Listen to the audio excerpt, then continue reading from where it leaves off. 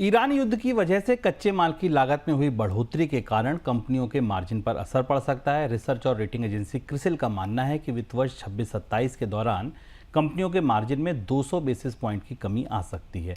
इस बीच कंपनियों का कहना है कि हालात में सुधार नहीं हुआ तो उन्हें अपने प्रोडक्ट के दाम बढ़ाने पड़ेंगे। टायर और ऑटो उपकरण कंपनियों ने तो दाम बढ़ाने के संकेत भी दे दिए हैं। सर, अगर इस चोट को समझा जाए युद्ध की, तो किन सेक्टर्स पर सबसे ज़्यादा मार पड़ने की आशंका है?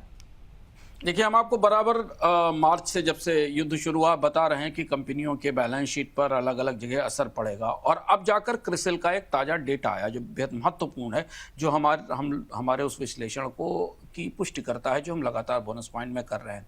क्रिसिल का डेटा समझना जरूरी है आपके लिए, इसलिए ज़रूरी है क्योंकि अगर आप कारोबार कर रहे हैं, आप निवेशक हैं, आपने स्टॉक्स खरीद रखे हैं या आप कंपनियों के साथ ट्रेड कर रहे हैं, तो इन सेक्टर्स के नाम ध्यान से सुनिए, क्योंकि क्रिसिल ने अपने असेसमेंट में माना है कि इन सेक्टर्स के ऊपर जंग का सबसे बड़ा असर होगा और ये स्ट्रेस में इनके मार्जिन पर असर पड़ने वाला है। करीब 34 सेक्टर्स को, बड़े प्रमुख उद्योगों को क्रिसिल इसमें शामिल किया, जिसमें 22 ऐसे हैं जिन पर सीधा और प्रत्यक्ष रूप से असर पड़ेगा।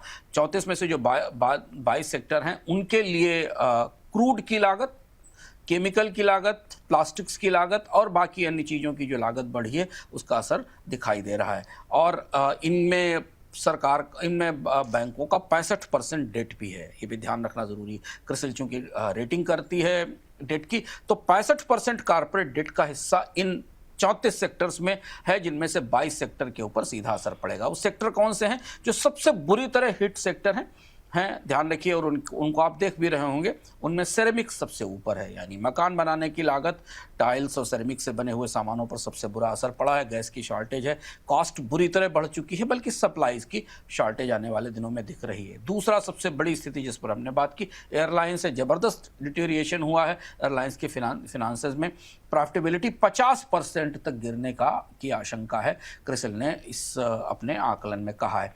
इसके अलावा polyester, textile, speciality chemicals, packaging industry, flexible packaging industry जो कि प्लास्टिक पैकेजिंग का इस्तेमाल करती है, इनके ऊपर निगेटिव असर पड़ने वाला है। ऑटो कंपोनेंट और ऑटो इंसिलरी उद्योग भी इस स्ट्रेस से प्रभावित होगा।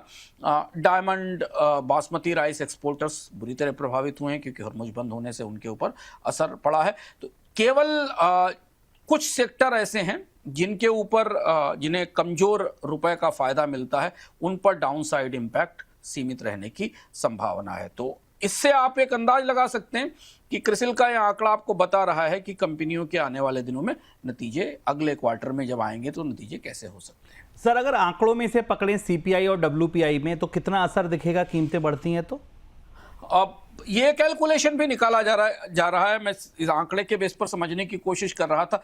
करीब करीब अगर आप मान के देखें कि कंपनियां अपनी इस बढ़ी हुई कॉस्ट को पास ऑन करना चाहती, ये बेहद जटिल परिस्थिति है। जैसे 3 उद्योगों की हमने आपके सामने बात की, ट्रांसपोर्ट की बात की, एविएशन की, और तीसरा ये कंपनियां भी कितनी कीमत बढ़ा सकती हैं। एक सीमा से अधिक आप कीमतों को नहीं बढ़ा सकते। मार्जिन का कंप्रेशन आपको झेलना पड़ेगा, पीएनएल पर इसका असर देखना पड़ेगा। किसी भी उत्पाद की कीमत को 10%, 12%, 15% बढ़ाया जा सकता है, लेकिन एक सीमा से अधिक उसकी कीमतें बढ़ाने की संभावना नहीं है। तो चूंकि जैसे ऑटो कंपनियां अपनी कीमतों में पिछले 1 साल से लगातार बढ़ोतरी कर रही हैं, अब एक सीमा से अधिक तो नहीं बढ़ा सकती कीमतें। यही स्थिति आपको कॉस्मेटिक्स में दिखाई दे रही है। खाद्य उत्पादों में भी, खाद्य तेल की कीमतों में भी हमको इस तरह की बढ़त दिखाई दे रही है। तो अब स्थिति अगर क्रिसिल की रिपोर्ट को ध्यान से पढ़ें तो वहां आ रही है जहां कंपनियां कीमतों में बढ़ोतरी की सीमा पार कर चुकी हैं। थोड़ी बहुत बढ़ोतरी और हो सकती है।